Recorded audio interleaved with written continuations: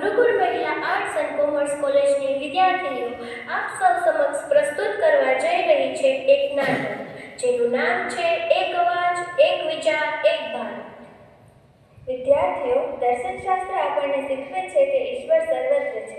શ્રદ્ધા રાખવી એ જ માનવનું કર્તવ્ય છે. સર, જો શ્રદ્ધા જ પૂરતી હોય તો વિચારવાની, પ્રશ્ન પૂછવાની શું જરૂર છે? અને એક વાત સ્પષ્ટ કહો, શું તમે પોતે ઈશ્વરને જોયા છે? નરેન્દ્ર, દરેક પ્રશ્નનો જવાબ શબ્દોમાં મળતો નથી. ઈશ્વર માન્યતાનો વિષય છે. પરંતુ સર, જે વસ્તુ અસ્તિત્વમાં હોય તેનો અનુભવ શક્ય હોવો જોઈએ. જો કોઈ ઈશ્વરને જોયા જ નથી તો આપણે માત્ર સાંભળેલી વાતો પર કેવી રીતે વિશ્વાસ રાખી શકીએ? આ પ્રશ્ન માત્ર એક વિદ્યાર્થીનો ન હતો, આ સમગ્ર યુગની આંતરિક ઉથલ-પાથલનો સ્વર હતો.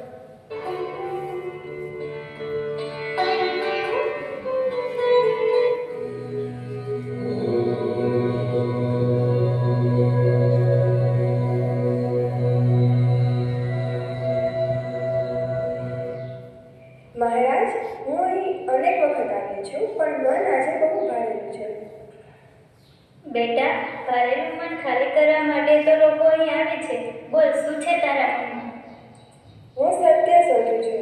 પુસ્તકો વાંચ્યા, વિદ્વાનોને મળ્યો, પણ બધે શબ્દ છે, અનુભવ નથી. હું તમને સીધો પ્રશ્ન પૂછવા આવ્યો છું. શું તમે ઈશ્વરને જોયા છે? હા નરેન્દ્ર, મેં ઈશ્વરને જોયા છે.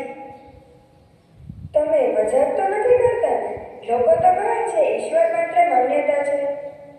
જે પ્રેમ કરતો નથી તેને ઈશ્વર માન્યતા લાગે છે. જે પ્રેમ કરે છે તેને ઈશ્વર હકીકત બને છે. પણ હું પ્રશ્ન કરું છું, શંકા કરું છું. શું હું યોગ્ય નથી? નહીં બેટા, જે શંકા કરે છે એ જ સાચા અર્થમાં શોધક છે. શંકા વગર શ્રદ્ધા અંત બની જાય છે. તો શું મને પણ એ અનુભવ થઈ શકે? નિશ્ચિત, પણ પહેલા તારે પોતાને ઓળખવો પડશે. તું જે છે તે શરીર નથી, તું આત્મા છે, અને આત્મા જ ઈશ્વર તરફ જતો માર્ગ છે. આ ક્ષણ માત્ર ગુરુ શિષ્યની મુલાકાત નહોતી, આ એક આત્માની જાગૃતિ હતી.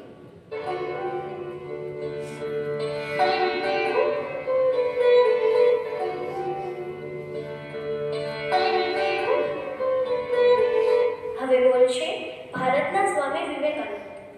અમેરિકાના ભાઈઓ તથા બહેનો,